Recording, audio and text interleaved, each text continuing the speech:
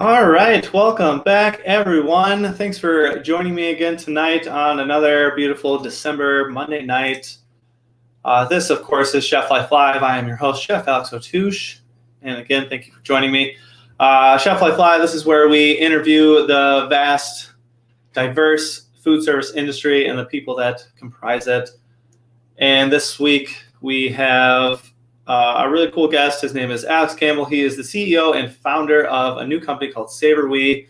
But Alex began his career at Accenture in the mobility practice as a part of a larger Accenture Digital group. During his time at Accenture as a Senior Digital Analyst, he concentrated on areas of application delivery. He focused on functional requirement development, user stories, acceptance, testing, and client-facing presentations. He gained industry experience working in the utilities and agricultural industry across clients in Australia, Brazil, and the United States. He worked in the agile as well as a hybrid development methodologies. Alex is a graduate of Marquette University with degrees in finance and entrepreneurship. He is a self-taught chef with passion for cooking and entertaining. Alex also enjoys other hobbies such as basketball, hockey, and traveling. I do apologize for not being able to read very well during that, but I'm going to bring Alex on now, and we will get to know him just a little bit better. Man, I am red from reading that. You're good, man. How's it going? Hey, Alex, I'm doing well. How are you? I'm good. That was a perfect introduction.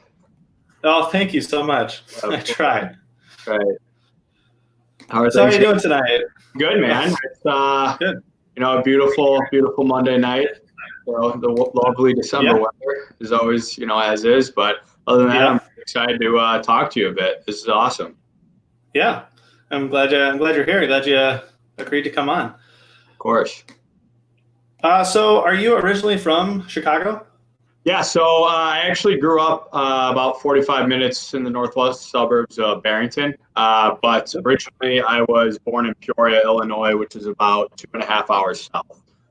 Both of my parents' families are from there, and then when we were young, ultimately we moved to Japan for 4 years, which was a pretty unique experience, although I don't remember too much of it. I was trying to always go back, and I was going to go back this year, but with COVID, that actually didn't happen. So yeah, that's a little rough. Right. Would you say they have you? Man, I'm having so much trouble speaking tonight.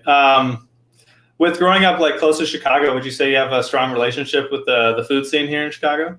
Yeah. So I honestly going out to eat is one of my favorite things to do. I don't believe you could really have more of a magical night than sitting down to dinner, opening a bottle of wine, and hanging out with friends and just really having a lot of conversations around the dinner table. So, for me, going out to eat in the Chicago area was always a passion and still is. I'm hoping that we can get back to that soon enough. But yeah, I love going around the city and trying new foods and all that. Yeah, absolutely. I mean, Chicago is one of the best places to do that for sure. Right. Do you have any other favorite cities you like to visit specifically for the food? Yeah, so I've had some pretty good food out in New York. I just love New York in general. The buzz and ambiance is always great. And one of the favorite meals I had was actually at Gramercy Tavern, which was pretty cool. It was a Michelin star joint, and we did the tasting menu, which was amazing from start to finish. It was awesome. But other than that, New York does have some pretty good pizza. I wouldn't say it's better than Chicago pizza, but I'm always curious to find, where the best $1 slice is as well. Yeah, absolutely. Everyone always mentions New York and the food. I still haven't been. I definitely need to go whenever. Yeah, check it out. Another good spot is Charleston too. It's okay. I enjoyed that. Some good Southern food over there. Nice. Absolutely. Trying to think if there's any other good spots I've been to. I'd probably say New York's the top one. San Francisco's good. A lot of fresh seafood, which is always you can't fresh off the boat. Absolutely. Yeah. Right. We got some pretty decent stuff here. We got some good fish out in the lake there, depending on the season. So absolutely. Yeah. Do you have any favorite foods? Man, that's a pretty tough question, to be honest. I know it is a tough one. I would say if I had to pick one meal that I could eat every single day, it'd probably be sushi.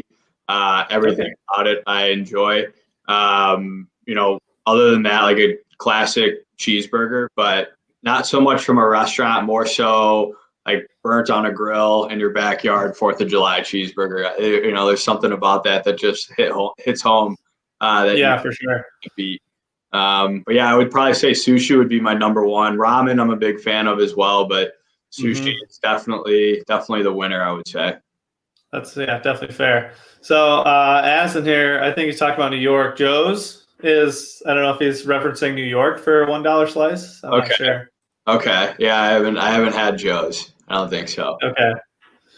All right. Have you eaten anything really great lately? I know with the restaurants kind of being shut down, it might be kind of tough, but there's a lot to go still open. I've actually made a lot of good food lately. That's been what I've been performing. Actually, we were talking before this. I made a pork wontons in like a chili chicken broth, which is pretty fire, and then some short ribs. I've been doing a lot of short ribs and gnocchi, which has been good. But in reference to like takeout, actually, I think the most recent meal I had was at Ema. Sat outside and had some good Mediterranean. I'm always down for some good Mediterranean food, and Ema's great, especially because it's close to my apartment as well. That makes sense. Yeah, that makes sense. Do you have a favorite food spot in Chicago when it is open? Man, it depends on the cuisine. So there's a good Italian place, a little like, I can't remember. It's on Ontario and something. Can't remember the cross street, but it's called Torchio Possible. Actually, one of my best friends showed me it last year, and I went for the first time. Kind of a little hole in the wall joint, and unbelievable Italian food. Monteverde is always a great spot as well in terms of Italian. Sushi. I enjoy sushi-san. I think part of it is just the atmosphere of it. But I would say where I always find myself ending up on a Friday is Ramen-san. There's one right next to my apartment. I truly believe they have the best ice-cold Asahi beer in all of Chicago. And a good bowl of ramen, nothing hits the spot better on a cold night. So, very true. Yeah, I'm with you there. Every time it gets super cold, I'm either curry or ramen for sure. Curry's good. I actually haven't really ventured out in a lot of the Indian restaurants. Do you have any good recommendations along there? I can't. We've had quite a few. I can't think of any names off the top of my head. All I know is a lot of the Indian restaurants we have, we'll order a few like hot things and a few mild things. And I know like it's Indian food, so everything's pretty spicy. But man, their mild stuff, I haven't had anything that's mild. It's always been just like, whoa, this got heat. Yeah, right. It's I've had a few takeouts from Indian places as well, and it has always that same thing. I'm like, my brow starts sweating as like I'm putting down all the curry. It's so good though. It's like you can't. It's that good pain. Yeah, I mean, I like spicy food, so I don't really have a problem with it. But it's if you order something that's mild, and you're like kind of expecting mild, but I guess it's mild for India. So I've been trying to lock down some good spicy Thai food. Haven't found a great carry-out place yet for great Thai food, but just the spice isn't always there, and it's kind of hard because usually if you're in the restaurant, it's like you can communicate better than on DoorDash, just sitting and kind of texting over with your orders. Yeah, for sure. Someone was saying homemade chicken pot pie for the cold. I mean, yeah, that's a winner as well for these cold months. But definitely, that's what I think I got to make that next. Yeah, but I haven't been able to crack pastry crust yet. I mean, you can actually. It's kind of a cop out, but like if you, a lot of grocery stores sell some pretty decent like pie crust, like Pillsbury, the pre-done stuff. It's not too bad. Like. Right. Obviously, it doesn't beat homemade stuff, but and that's where I want to do that. But then there's the part of me that's in competition with myself that wants to really perfect. You just gotta do it. Start to finish, it was made perfectly. Because I did made some empanadas recently as well, and those were fine, not great, but still trying to get down that whole recipe. Yeah, empanadas are good. I haven't had a really good empanada in a while, but. Yeah, those my girlfriend, she found the spot. I think it's like 3415 or can't remember the exact name of it, but they actually have some pretty good empanadas that was where the idea came from to try and make our own. To make them. Yeah, Right. well, definitely needed more filling. It was my first attempt in it, but it was a good run all around. Everyone's giving me crap in the comments because I said store-bought pie dough. But if you're in a pinch, everyone, it's not that bad. Let's calm down. Absolutely. It's okay, everyone. If you're like me and you mess up the pastry dough, I got to find something quick fix, and there's a jewelry right. I can run in and grab it. It's okay to like cheat every so often. Like, there's cut us a break, guys. Exactly. Okay. Through like quarantine and like the major shutdown, did you have what was your binge watching show for like the real like quarantine pandemic? Yeah. So honestly, I watched a lot of Chef's Table. That's probably one of my favorite shows on Netflix. It's just beautifully produced and everything about it is just cool. I rewatched everything, watched it again. I think another big one was The Last Dance, but I'm like fairly certain everyone watched that because it was the first taste in sports that we all got in a little bit. And it was really cool actually seeing, learning more about Michael Jordan, especially because, when we were around that age, we weren't old enough to really comprehend like, wow, how much of an amazing player and impact he had. Then there's also the part that's like, oh, I wish I could have went back and lived through that period a little bit as an older age to experience all that. Yeah, other than that, just got done watching a show called The Undoing on HBO, which is actually very good. It's kind of a psychological thriller, murder mystery, which is I like those type of shows from time to time. Yeah, those are good. I enjoy this as well. Those are always like, I usually stay away from those for the most part. Like somebody has to force me to watch them just because like they're so intense usually, where it's like when I watch them and it's like, I just want something a little like lighter. Yeah. And so it's like, man. I have to follow it up with like an episode of South Park or something really to just kind of take it off of it. But it's definitely one of the shows that's not as intense as all the other ones I see. And there was another one that is a little more intense, but it was called Mindhunters. Mindhunters is that's a good show. It was, and I enjoyed that one. But other than that, just really kind of did some reading, and Chef's Table would have been number one for sure. Yeah. Do you have a favorite episode of Chef's Table? I know there's like quite a few now, but man, Jordy I can't remember his last name, the pastry chef in I think it's Spain. That one was exciting. I actually just watched it with subtitles, and his voice is so soft and calming. It's like very beautiful, and I caught myself rewatching that one multiple times, and what he creates is just amazing stuff. Yeah. That was a good one. That wasn't my favorite season, like the dessert one. I didn't care for as much, but that was a good episode for sure. Right. What about yourself? What's your favorite? My favorite is Alex Atala. Okay. Episode 2 of season 2 is like my hands down my favorite. That guy's a badass. Like he just seemed like a cool guy doing all the stuff for the rainforest while just making like really awesome food. And it is wild, man. Those stories that a lot of the chefs go through are just like, wow. To get where they get it takes a lot of dedication and just really kind of pushing forward on everything. Yeah. All right. So since you have a degree in entrepreneurship and you started SaverWe, would you have any recommended reading or like podcasts for people who may want to have their own startups or get into business for themselves? Yeah, to be honest, I'm not a big podcast guy. I listen to Joe Rogan a lot, not as much as someone who would listen to podcasts to, but for me, it's a lot. And the real reason why I listen to that is because he ends up interviewing a lot of great minds, and the art of his conversations are, very unique in how he goes about getting different information out of everything. And honestly, like one of my favorite ones is listening to him and Elon Musk.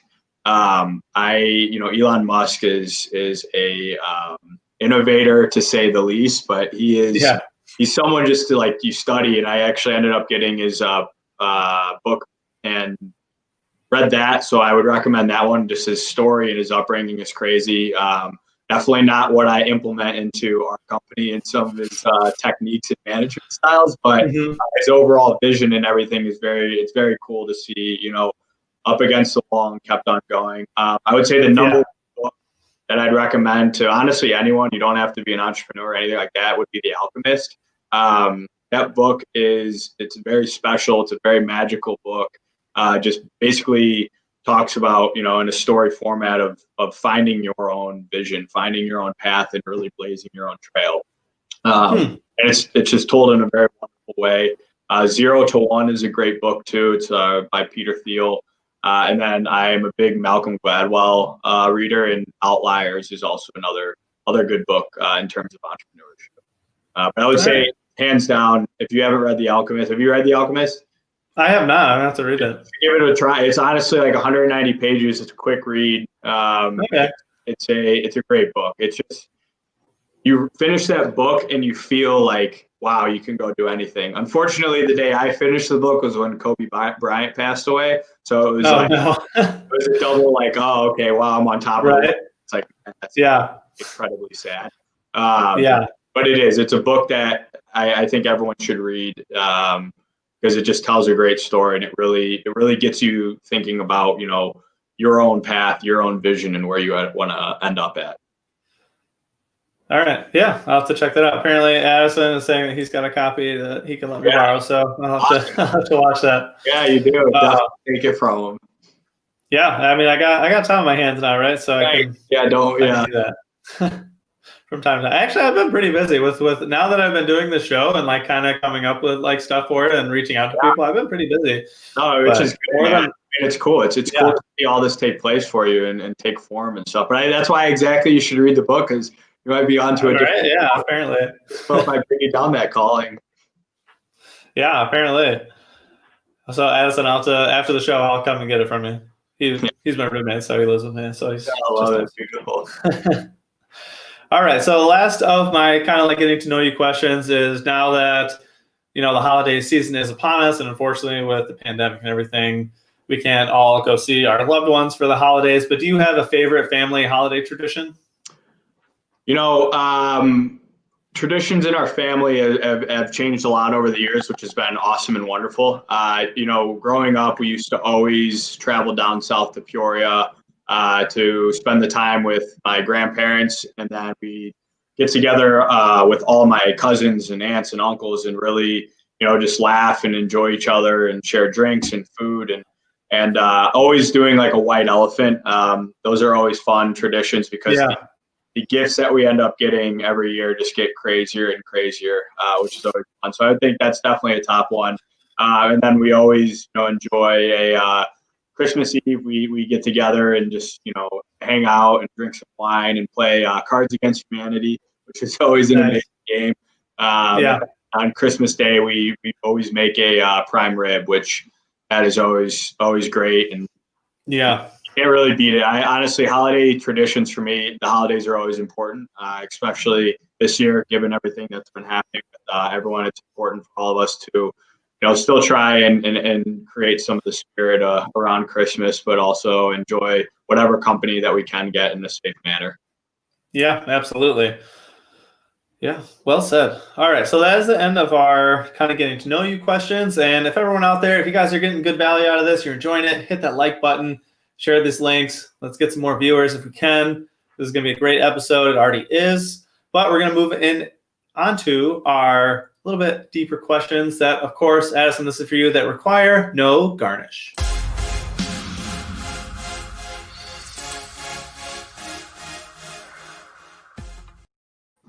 All right. So I guess we'll just get to it. How did you come up with the concept for SaverWe? Yeah, that's a great question. So,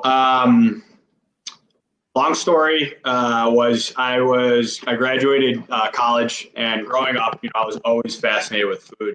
I was always cooking with my mom and really in the kitchen. My sister and I would always come up with those concoctions of just absolute garbage, like mustard, ketchup, ranch. Like, oh, it's this wonderful dressing, but it never ever tasted good. No one would ever try it. But food was just always a big passion of mine. And growing up, I cooked a lot for my family when I could, and then I got into high school and college, and throughout college, I would cook for a lot of my friends, and really always in the back of my mind wanted to go the route of like going to culinary school, but I wasn't exactly sure when or how to attack that. Ended up going the business route while I was at Marquette. And while I was doing that in my entrepreneurship class, I always was coming up with new ideas and just different ways to try and create something new to leave, an impact on the world better than I found it. Ended up graduating, took a job with Accenture. While I was there, I was extremely blessed to learn a lot about mobile app development, but also the inner workings of startups, because the first project I was on was actually a startup within the firm, which is awesome, in the sense that you get that startup atmosphere, but it kind of lies to you a little bit, because you have about like a $10 million budget you get to work with stuff. That is not the case always in the startup. Which is both, it was great, but also like a learning experience as well. I was 24 at the time, and I decided that I was going to make a life goal to quit my job and go to culinary school actually at 26, or on the inverse end, actually, attack that dream of starting up a company. I had no idea it was going to be a food related company at the time, but I just, continued with cooking and just thinking of different ideas. Fast forward to April of 18, I was on a trip to Thailand. And on my way home, I started noodling around with the idea of, in-home cooking classes. I noticed a need in a niche, and a friend of mine actually sent me an article too about a guy doing dinner parties in New York. And it was really unique around like the underground supper club scene. So it's like, oh, maybe there's a way we can pair that and, kind of have this platform that covers everything all in.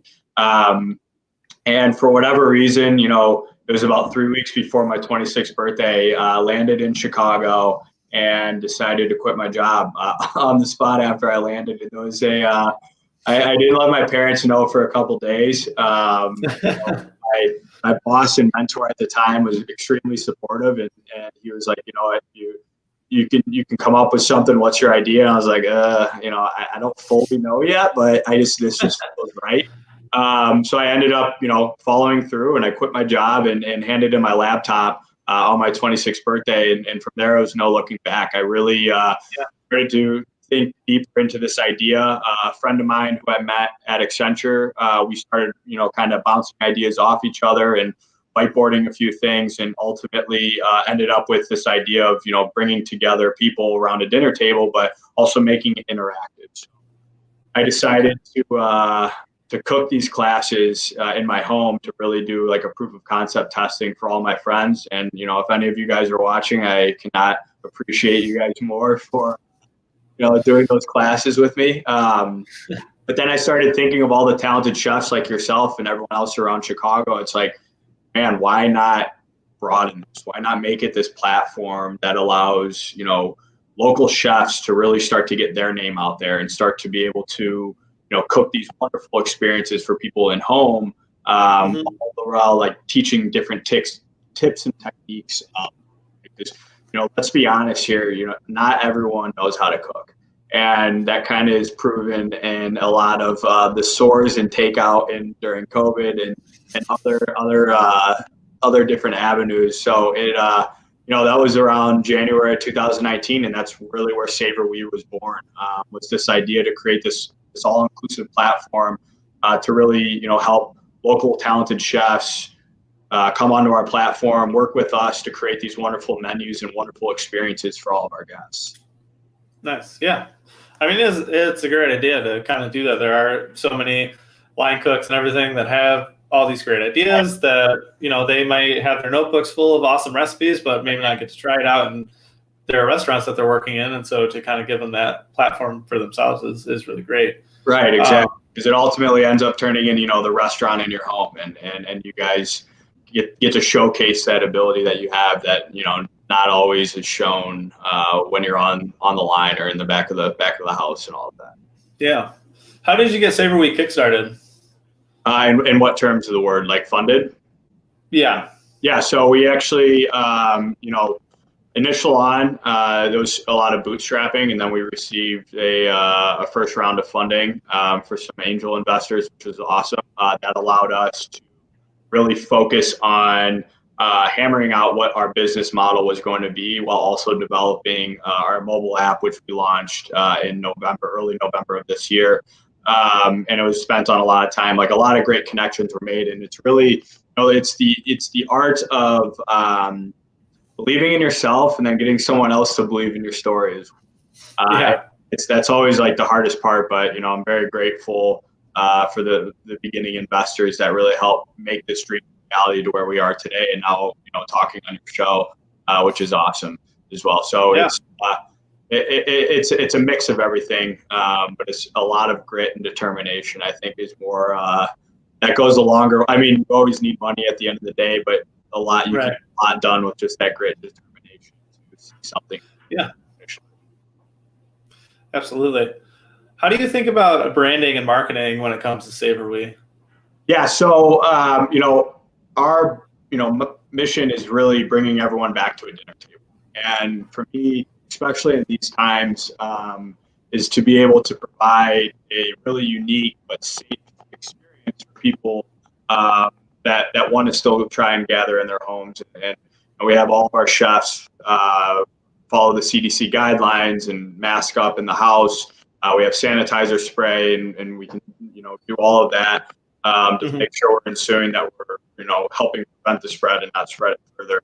But for us, it's that experience that it's the chef's table, but it's not really that you can't talk to you. You're actually a chef on one of our platforms, and it's. I remember the first time we chatted with each other at your demo, and it was a really cool, unique experience to build a story. And I think that is very valuable, and that's what people enjoy. That is to actually have that art of conversation and still the dinner again. Because prior to the pandemic, you'd still go out to dinner and you'd see a lot of people heads down, texting on their phones and not really enjoying that moment. And it brings back trying to provide getting everyone back to that dinner table, getting everyone to experience something in the safety and comfort of your own home. And ultimately, it is the restaurant in your home. In these wonderful meals, and marketing it like that has been great. We have a wonderful marketing lead on our team, and two great, one's an analytics lead and data scientist, and they've come up with amazing ideas of how to market. We're actually put together a SaverWe Christmas jingle that will be out on our Instagram page at SaverWe this week, which will be fun. It could have the chance to go viral, but it's something that's amazing. I'll make sure to get the video to you as well once it's complete. Yeah, I'm gonna be excited to hear that. Yeah. That's really funny. How did you come up with the name SaverWe? I'd love to take all the credit for this one, but it was actually my father. Okay. I remember when the beginning of this started, I kept going through probably like 200 and something names. And it was just like brainstorming and being like, oh, this could be a name. This could be a name. It's like, oh, no, that name's already taken. Or, oh, that doesn't really convey what we're trying to do. And I was talking with my father, and he's like, what about the name SavorWe? And I was like, that's pretty interesting. And it's really, a unique approach to market on the idea of, savoring everything in that moment together. Is like we, and you can really amplify that across the experiences and across what we're really trying to do. And it's like savoring those moments, savoring and creating new memories, stronger bonds, really bringing everyone together and to savor that moment. So I was like, okay, I'm sold. And I wish I could have said I came up with the name myself, but it was a joint effort in the sense of the word. Yeah, that's pretty good. I mean, it's not like you heard it on like somebody passing by or something. It's pretty good. Yeah. I can still kind of help you with that kind of stuff. So so it was definitely original in the sense. Yeah, absolutely. No, it's great. Yeah, I always kind of pondered about it. I was like, SavorWe, like, what does that kind of mean? But then after like meeting you and hearing of wanting to like kind of bring everyone back around the table and like savoring the us of people at the dinner table, and so that's kind of that was my thought on it. Right. So. Yeah, and that's it's awesome to hear you say it, because it really is. It is that just savor those moments again, because and especially now, everyone's reminiscing on, oh man, I wish we could have went out to eat. Like we did a post with Shy City Foodie, and it was interesting. The question he asked was like, what do you miss most? And reading through those comments, it's everyone reminiscing of just the smallest little things of like, oh, would you like a drink, before we get started, and things along that. And really savoring the moment was like overarching theme that I just kept thinking in my mind. It's like, we're able to provide that to you at your own dinner table, and you don't even have to step out into the cold, and you don't have to worry about all of that. And it's, safely done, safely prepared, which is a big thing for us. Yeah, for sure. So I'm not going to try to pronounce this name, but what are some of the other names that you considered? Taste Buds was one. Okay. We were kind of like around the name like Taste Buds and getting everyone together, kind of the group. So it actually stemmed. I got that off of, in college, I started up a small, it didn't really go anywhere, but we called it Click Pick, which basically was we're taking pictures from events and stitching them together, geolocation, based on time and location. You could actually recreate like Google Earth street views of a party, and like forward and back in time of this, basically what is now AR, prior to what AR was. And Click Pick was the idea of like, okay, your click. And that was when the song of, can't remember what, Click by Kanye West and Jay-Z and everyone. That was a hot song at the time. So I was like, Click Pick, it's like group. And then I started thinking, I'm like, okay, it's just food and it's taste. And there was another one, Epicurious, but that was already taken prior. And then we were going to go, so we actually have some analytic engine that we're creating as well, called Food Bites. And that was going to be the other idea of the company that I had, but it's, food, BYTES, had that tech flair a little bit. So yeah, those were a few of the names. Honestly, I wish I had the list. I do still have it, but our marketing lead is actually using one of our Macs, and it was on there. And I got it back because it's pretty funny. It's funny how 2 years goes a long way. It's pretty. Yeah, sure. So it's an app-based, or it's an application, and then you have chefs on the application. How do you hire these chefs? Yeah, so again, it's a mobile app that we created, and each chef that's on creates menus, and then ultimately we'll be able to tailor those menus to specific tastes that customers have. And you go on, you browse your menus, you can browse by chef, you can book the experience from start to finish, all in the mobile app, which is amazing. And at the end of each experience, you rate and tip as if it was a restaurant as well. How I have gone through, hiring chefs was a big thing for us was, again, contacting local chefs, and then also still leaving the door open for any like super talented, amazing home chefs as well, which we do have a few on our platform who are awesome. But the big thing is our office is actually out of 1871, and we have a job posting site there. And then I did a lot of direct messaging on LinkedIn, and I hit the pavement, literally just like, hi, my name's Alex Campbell. I'm this is our website. Would love for you to take a second to talk and chat. So it's a lot of hitting the pavement, but ultimately after that, we bring each chef in, like what we did together, and do like a demo. Mm-hmm. I believe you did it with my mom, correct?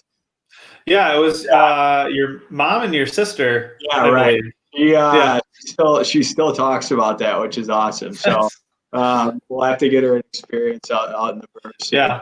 That was nerve-wracking. When he said your mom was going to be there, I was like, oh God, I'm on the play, not just for him as a job, but for your mother as well. Great. Right. No, that's so funny. Yeah, it's so I knew, like, we bring, the chefs in, they do a demo, super easy. And it's just really an opportunity for us to get to know each other and really make sure that your skill set and your attitude align with the values at SavorWe.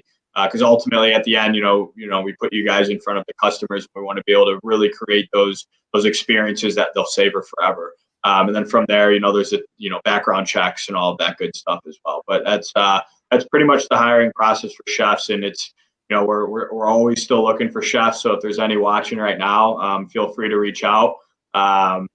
You can either reach out to careers@SaverWe, or info@SaverWe.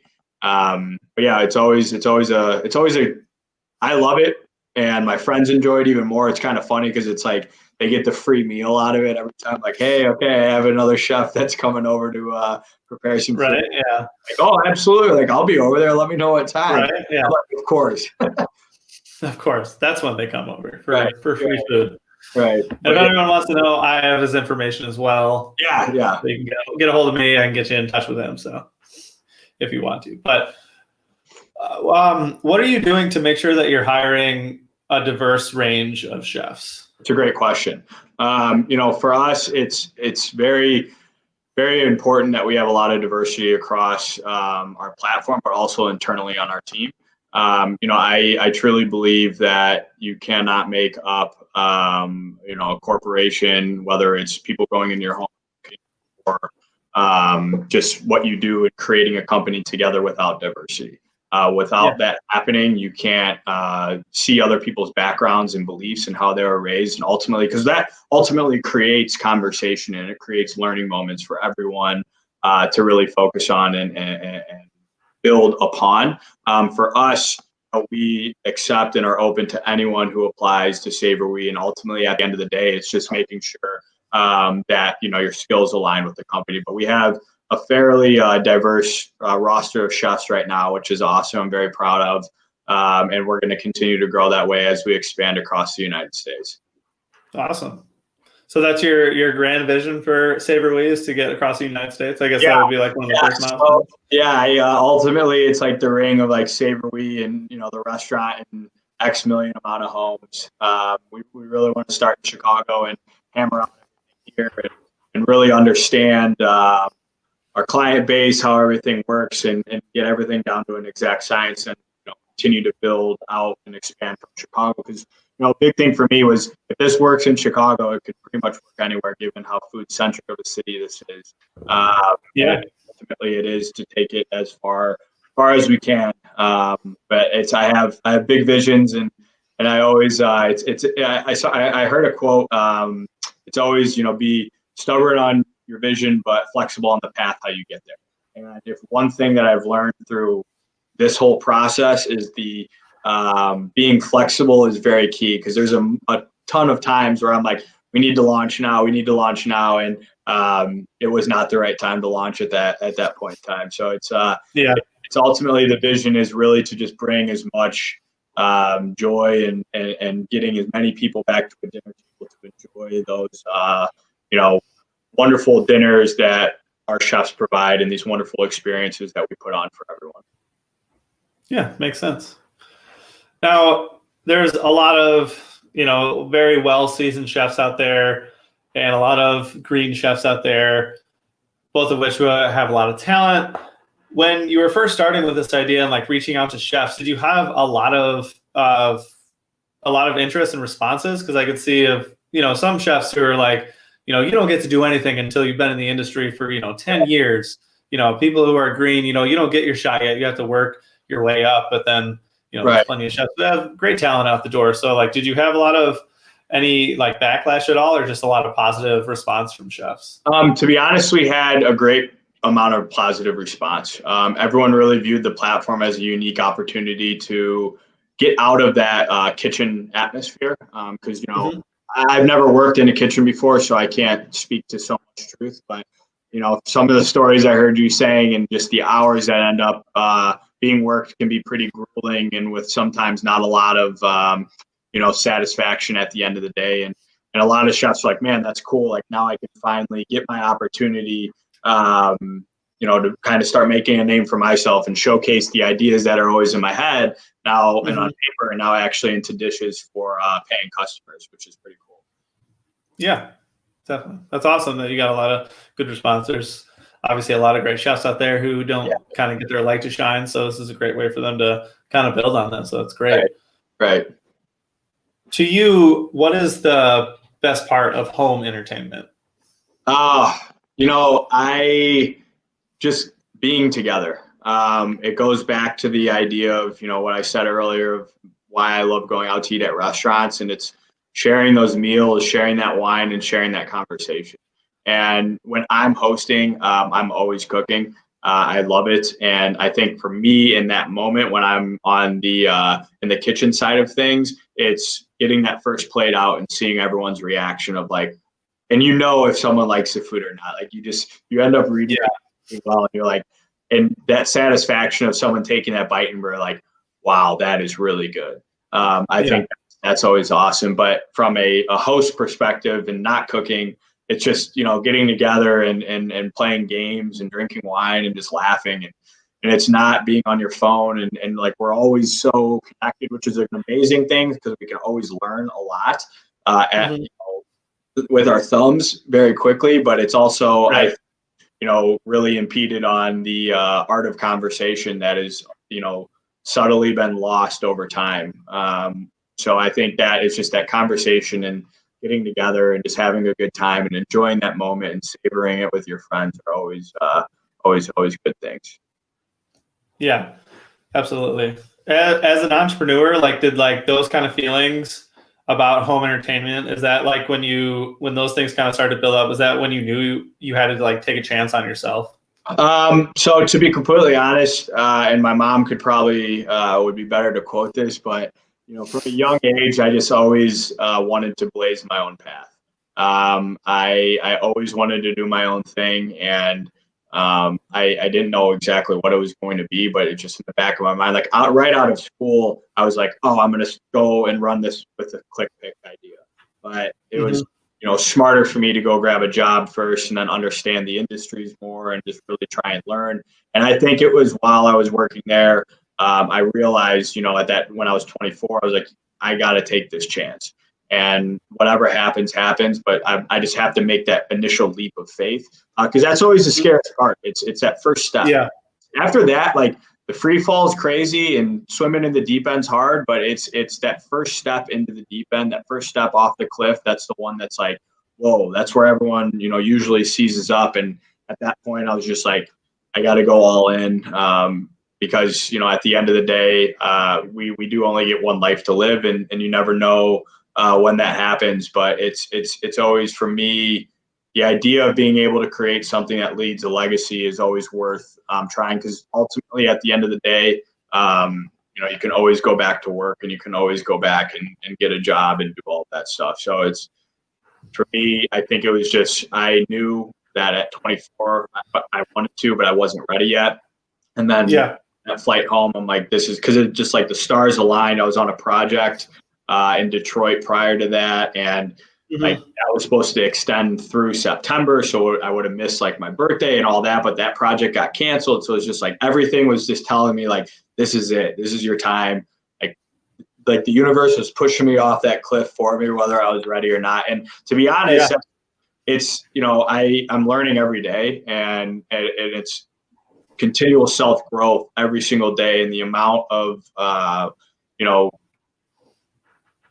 like self-stress that you can put yourself through is it gets very hard, but it's also that like joyous fact of like, hey, no, like you're actually following your dreams. So that's why it's like, even if I do get stressed, it's not a stress of working at 9 to 5 and like hating the job. It's a stress of like, this is a thing. I want for it to grow and all that good stuff. Yeah, for sure. It's like, it's not even necessarily, it's like the, butterflies of like nervousness of like, it's a like exciting stress kind of way. Right. So Exactly.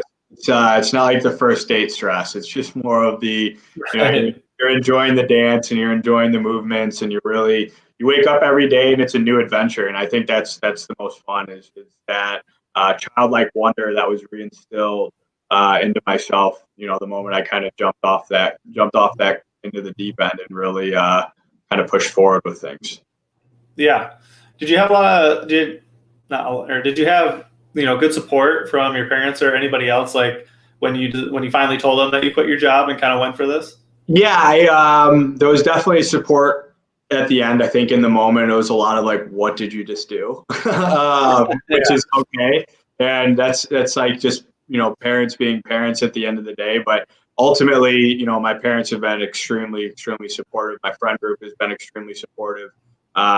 It's always a constant, I like to say it's a constant battle with myself of receiving that, because there's times where it gets pretty low. Like, I'm not going to lie. And especially giving in the pandemic, like mentally, like you go from being on top of the world to just you're kind of in this pit, and it really, you need that support system, because ultimately, I mean, you can support yourself, but just having that, like, hey, keep moving, keep going, keep that pat on the back, really goes a long way. Like I remember very vividly, it was the first or second experience that I taught out of my apartment, and I was walking to Whole Foods to get my groceries, and I just broke down crying, and I was like, what the hell am I doing? I was literally like, what am I doing? Why did I quit? What happened? And I called my dad, and I was like, kind of hysterical. And he really, calmed me down. It's like, hey, like, you wanted to do this.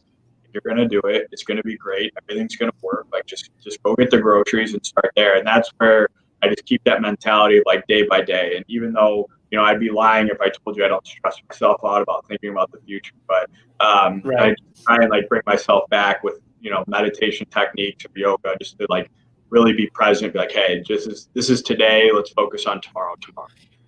Yeah, for sure. You mentioned the pandemic. Obviously, that's been hurting everybody. We've had highs and lows from it, but how has the pandemic specifically affected SaverWe? So it's terrible what's happened in the restaurant industry and across the globe with all other industries and people's health and, the loss of life. It's never a good thing.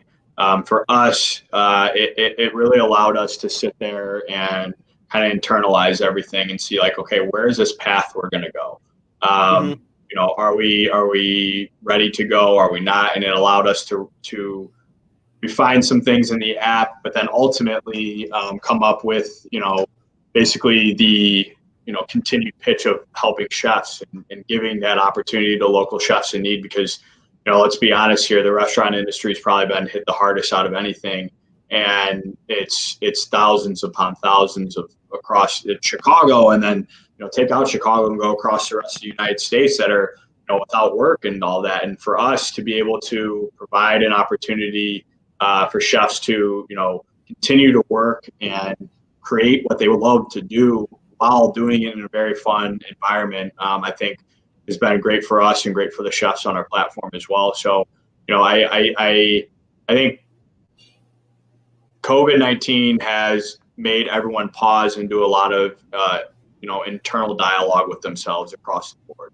And for us, it was really like, how do we come out of this to be able to give people, the experiences that they want, to be able to give people that sense of normalcy again in their own home, but then also to be able to give our chefs a continued opportunity to actually work and not, furloughed and all of that.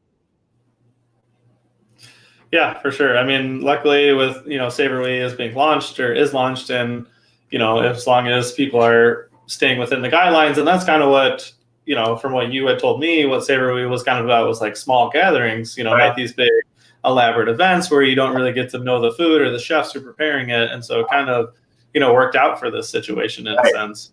Right. Yeah. And to hit on that, the experience sizes are small, like you said, to really, create that intimate experience around the food, to be able to taste the flavors and enjoy, but also, especially now, like safely, there's a good 6 feet in between people of what's going on and being able to still understand all of that. But having the experience sizes small has definitely been something that we're happy for in terms of being able to provide great experiences. For sure. Where did your inspirations come from to incorporate the cooking lessons into it? Or did the chef experience come before the cooking lessons, or vice versa? Yes. So I would say the cooking lessons started first. It again went with myself teaching in my apartment, and then how the chef side of things came in was I actually was starting to get people to reach out to me to just actually come cook a meal in their home, and that's where I had that like, oh wow, like wait, hold on, we're thinking about this from the wrong angle. The cooking lessons part, though, for me, we're allowing people to get an opportunity to actually like get hands-on and see what happens. If you think about the chain of how everything's in the food delivery scene, where everything's evolved from, it's been, first there was a guy delivering pizza at your door. Then followed by that, there was an app that allowed to connect it to other restaurants to bring, food directly to their door. And in the mix of that, there was, a cardboard box being dropped off at your door with a card inside of it being like, here's your stuff, your ingredients, go try and cook it. And then there's like that lapse of like, wait, hold on. People actually don't know how to cook. And that's why you see so many more people ordering out and doing that. So for us, it's like, if we could bring this chef into your home to really provide, because our first and foremost is to be able to provide these experiences, to be able to bring the restaurant into your home and, have the chef prepare that wonderful meal for you and your guests. But then ultimately there is a teaching side of it too, whether you're actually interactively teaching or just sitting there and the chef's like, hey, here's how you actually cut an onion. Just little techniques that go a long, long way. For us, again, like our main focus is really providing these wonderful experiences for the chef, is just preparing the food. But then also there is a teaching aspect to really, understand how that food's prepared and how, the steps that go in it. So you do get a chance to learn yourself. Like, I know the influencer, Chicago or Chi-City foodie, he had a scallops meal last week, and for him, he actually learned how to. He was always scared of cooking scallops; like he just could never get to it. He was able to like get some tips and tricks on it. So I think if we're able to provide great food, but then also provide some knowledge to help people, continue to better themselves, and that's an awesome combination. Yeah, for sure. Yeah, it's pretty cool. Like when I got to work with you on like the promotional video and teaching. The people how to to slap the noodles and everything. It was just, it's fun to do that. So. And that was really cool for me. And honestly, like I still have my friends talking about that. It was bang bang noodles, right? Yeah. You slap the noodles. It was pretty cool. Yeah. It is. It's unique to be able to like teach, because honestly, I mean, even myself, I had no idea, what went into making those. And then I'm seeing it, I'm like, oh, that's sweet. And then you can actually make an attempt to try it. Yeah, it's fun to do. If you could learn anything about cooking currently, like what would you want to learn? That's a great question, honestly. I think I want to learn more around sauces. Okay. I think sauces would be pretty cool to get a more in-depth knowledge. And I have a couple sauces up my sleeve, but they're very minimal. I would like to get a little better with seafood. I have scallops down, but like when I get into sea bass or anything like that, just really understanding more of the cooking behind that, the cooking process. I think that would be beneficial, because for me, I mean, you're always learning. That's the one thing I love about cooking is because it's like baking where it's unique and you can sit there and measure everything out, but it's like a science, which is nice. Cooking is that art. It's here's a recipe. And now, I'll always read a recipe. That'll be my base of what's going to happen. And then it's just like whatever you do free form into there. But you still have to know how to cook everything correctly. So for me, I think absolutely. Fish would be the biggest thing that I'd want to learn a little bit better on. Fine with baking, but that's kind of the easy way out. I want to, kind of have sauteed in the pan and all that. Yeah. I'm on the other end. I like right now, like pastry is what I've been trying to do more of, and really do pastry, because I don't have that much experience with it. So right, yeah, I made a couple things in pastry. Bread, I'd like to learn how to make bread too. I tried. I had a sourdough starter, or I tried to make a sourdough starter, but I just did not put the time and effort. Which you think during quarantine you'd have nothing but time, but apparently I couldn't get the sourdough starter to be enough. I made like one loaf, and it was like, but. I want to make like that beautiful, like artisanal bread, where it's just like, that looks nice. Well, if you want, I do have a video on my YouTube channel about baking bread. It's not sourdough or anything. It's just a really quick, simple bread. You can make it in a day. It's not really that difficult. Yeah, it's a good starting point. It's like it out. Yeah, I love the channel you got going. It's awesome. Well, thank you. I'm trying. It's the YouTube game's tough. Right. Yeah. Well, you got to start somewhere, man. You already made your jump, so now it's time to continue on your path. Yeah. Addison wants to know if you're trying to learn classic French sauces. Yeah. Like the mother sauces. Yeah. Basically. Start with the mother sauces. That's where you got to go. Right. Exactly. That would be my starting point, for sure. If you can get those down, I think you can get the rest of them. It's not too difficult, but okay. Yeah. Julia Child obviously is a good one for mother sauces Yeah. But so obviously starting any business, takes up a lot of your time. As an entrepreneur, that. But how do you keep a clean line of time on versus time off? Short answer, I'm always on. It's not in the sense where I'm always constantly working, but I'm always thinking. Like I'm just always thinking of like, okay, what could we be doing differently, or how do we get this out there a little quicker? What angles can we play? Like, what do we do add-ons? How do you grow? All of that good stuff. But that's fun for me. That's just, it keeps my brain active. But I am a big believer. And I definitely struggled with it at times in the past, especially leading up to our launch and through our launch of, you leave. It's kind of hard when you're working at home, but you leave work at work and home's at home. When I was working at Accenture, that was always very big for me, was making sure that I used PTO and I made sure I didn't get burnt out. But for me now, it's just listening to my body. Like if I know that, I'm pushing myself and it's like getting to the end of my rope, I'll take a step back and I'll take a few hours for myself and I'll just like go for a walk, go for a run, or do something like that. But it's super important for me to make sure we have that work-life balance. And I try and instill that, with everyone that we all work together at the company. I know there's probably times where that work-life balance gets not overstepped, but in the sense where we're just constantly working together and we find ourselves working later at night.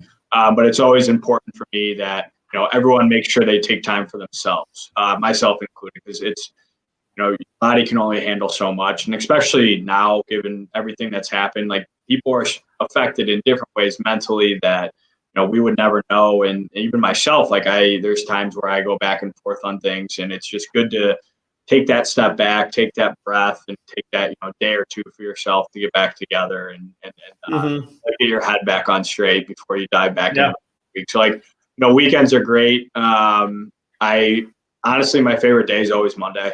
I love Monday because it's the start and you get to keep going. But so long answer to your question. I do put a pretty big emphasis on making sure you always make time for the ones around you and yourself. Yeah, that's good. It is very important. It's tough. Sometimes when you're, you got that full head of steam and you just don't want to stop, but like you gotta at least like 5-10 minutes or like whatever it is, you gotta make time for yourself. So. Right, and that usually things start getting sloppy when you don't do that, which is something or like honestly, you start getting injured, like your body just starts to like actually do things to it. Like you actually need to, like a good example of this last year.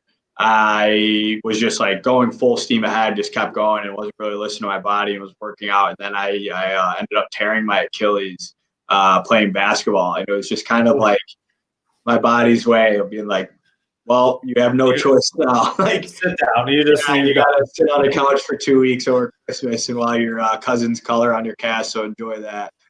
Yeah. Well, I guess it made you stop, right? So I guess so now it's like actually even more so. It's just always making sure to take that moment to meditate. Like mental health is very important for me and at the culture in our company. It's we strive on mental health and making sure everyone's okay mentally before we go down anything. That's good. Yeah. All right. Well, that is the end of my main line of questioning. So and we're just about at our hour. So that will lead us right into our lightning round. Okay.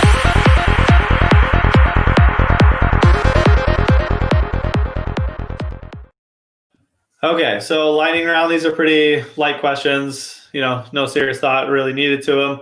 Answer as fast as you can. Okay. And so far, I haven't had anyone do the lightning round and actually answer like super fast. So okay, but all right. If you could have one superpower, what would it be and why?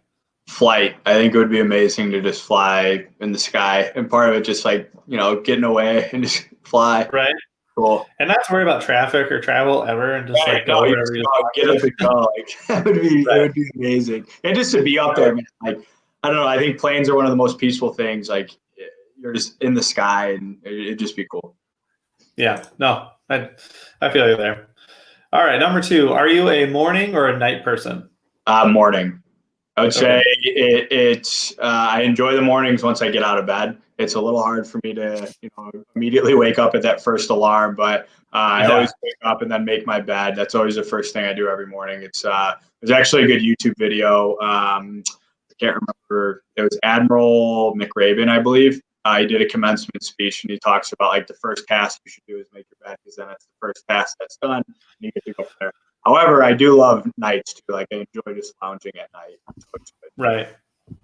Yeah, that's a big military. I know the Navy. I was in the Navy, so I know like your bed, make your rack first thing. Yeah. It's neat and organized, so your day will be kind of neat and organized type of thing. So it's very important. It actually goes a long way. So if anyone's watching, struggling with like organization, it does go a long way. When I was on the ship, though, I always cheated. I slept with my rack was always constantly made, and I just slept in a sleeping bag on top of it. Oh, okay. So all I had to do was roll up my sleeping bag, and I was like, I'm done. I'm done. That's smart. It's innovation. Yeah. Okay, number 4. Do you work to live or live to work? Work to live. I never want like what I do and why I'm doing it to be my reason for living. I think there's so much more outside of life than work. 9 to 5, like, I would love to have and be comfortable to be able to do the things I want to experience. But even, you can still get away, and life is not about work, because you can't take it with you at the end of the day. Like once you die, there's no pockets in a shroud. You can't take it with you. So enjoy that moment. Yeah, absolutely. My fiance wanted to remind me I can't get away with the sleeping bag thing. Oh, anymore. Yeah. She caught you. That'd be weird if I got into bed with a sleeping bag on. Hey, honey, how was your night? You're just like getting a sleep. Sleeping in a sleeping bag. Right. I don't think she would agree to marry me if that's how she realized I slept in a sleeping bag on top of my bed. So. Yeah, it's like the families where it's like the memes I've been seeing. It's like, oh, if I get into a family that does like a turkey trot every Thanksgiving morning, like, that'd be the red flag if you were jumping into bed with a sleeping bag. Yeah, I think so. Okay, number 5. If you could trade places with one person for a day, who would it be and why? Elon Musk. I just want. Okay, that's a good one. I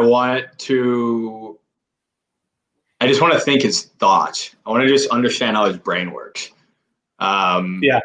I honestly, and I'm hoping that's what you'd be able to do, but I just think it would be so cool to just actually understand how he processes through things, like, how he makes his decisions to go forward and do all that stuff. So I would. Yeah, absolutely. So here's one from our comments. Chopped or Guys Grocery Games? Oh, that's a good one. I like Chopped. But yeah, I like Chopped too. Guys Grocery Games has a spot in my heart, but I always like Chopped. Food Network. God, I watch Food Network all the time. Yeah, speaking of a guy. I always say his last name, Fury or whatever. He's been on a lot of. I've been seeing a lot of articles. He raised like over $20 million for the restaurant relief fund. It's been. He actually, I saw something. It was like a couple weeks ago. I was watching Food Network, and it was him and his son. Basically, they were giving away like giveaways to people. I can't remember what it was. That's who you should reach out to try and get him on the show. I'd love to. And I keep seeing that. And I was like, well, how do I get some of that $21 million? Like, where's my relief fund? Right, yeah.